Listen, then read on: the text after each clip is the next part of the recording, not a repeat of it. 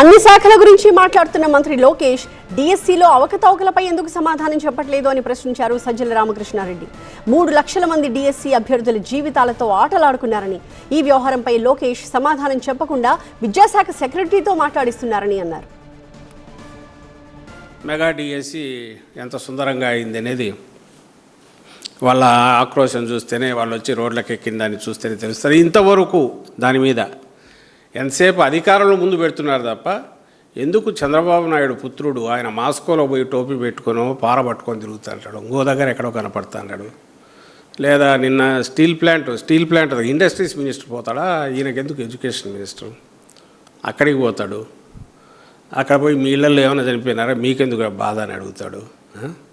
ఇవన్నీ చేస్తున్నాడు. కానీ నువ్వు చేసిన డిఎస్సిలో ఇదిగో ఇంత భయంకరంగా లోపాలు కూడా కాన్షియస్గా మీరు కావాలని చేసినట్టు ఆధారాలతో జరిగిన కుంభకోణం అని చెప్పడానికి సాక్ష్యాలతో పెడుతున్నామని పిల్లలు వాళ్ళు వచ్చినారు.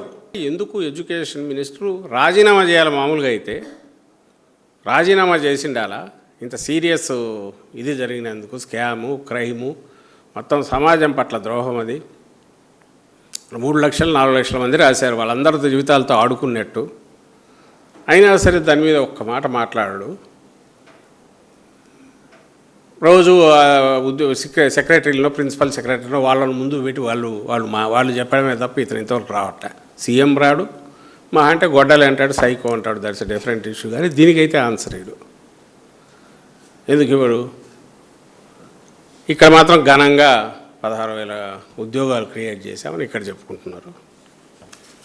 ఆన్సర్ ఎందుకు ఇవ్వలేదంటే ఇవ్వడానికి ఏమీ లేదు కాబట్టి.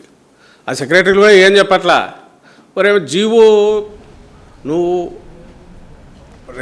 ఎగ్జామ్ అవసరం లేకుండా ఎట్లా ఇస్తావు ఉద్యోగం